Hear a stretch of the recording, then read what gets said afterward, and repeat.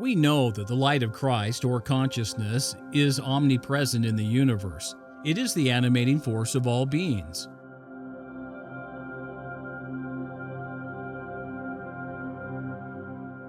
Any system that claims to govern all conscious beings must be as universal as the power that animates those beings. It must govern every single being without exception. Priesthood does so. In an editorial in the Times and Seasons, published in April of 1842, Joseph Smith declared that both mortal men and the spirits of men are governed by and organized according to the priesthood, which is called the law of God.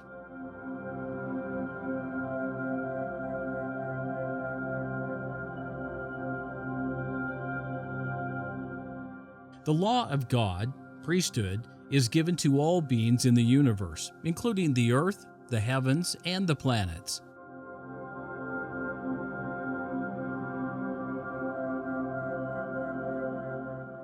The universality of priesthood governance, God's law, was expressed in simple terms to Joseph Smith in the revelation called the olive leaf.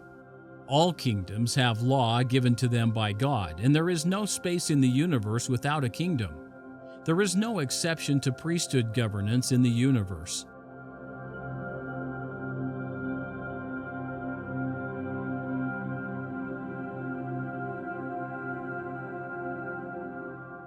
The fact that all kingdoms, either greater or lesser, have a law given implies that all kingdoms have priesthood governance and power. This means that the greatest kingdoms, called celestial, and the lowest kingdoms, kingdoms without glory, and every kingdom in between, are governed under priesthood law and have measured portions of priesthood power. Celestial kingdoms, as Joseph Smith explained, using the example of Enoch and his people, are governed by the priesthood government of heaven.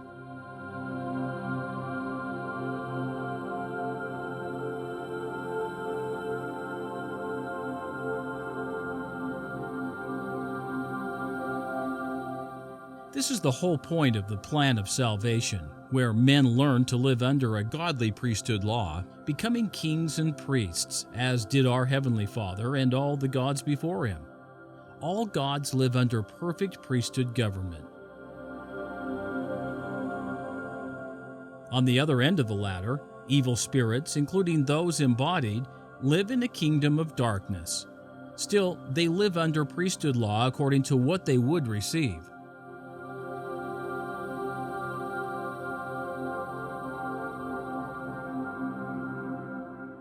According to Joseph Smith, the wicked are governed with bounds, limits, and laws.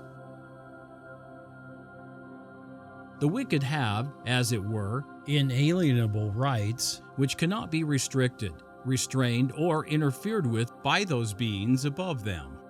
The law of their kingdom is inviolable, as are the laws of all kingdoms. Furthermore, the wicked possess great power, which can only be controlled by those above them in the priesthood hierarchy.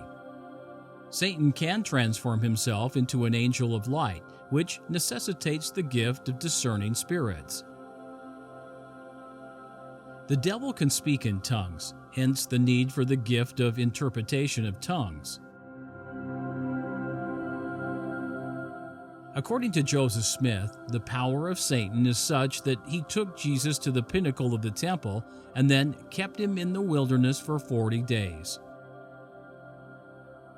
In our day, precedent to the second coming, Satan will work all power and signs and wonders.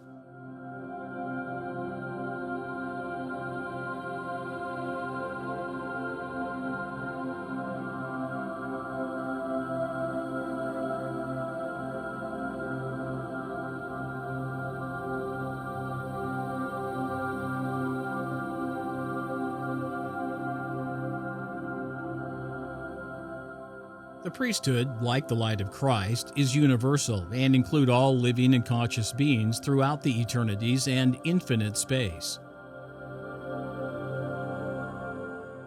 Since all kingdoms and those living in them are ordered in a hierarchy, from lesser to greater, so are the priesthood laws governing them. Even the gods are ranked in a hierarchy, one above another. This is simply another formulation of the hierarchy of conscious beings.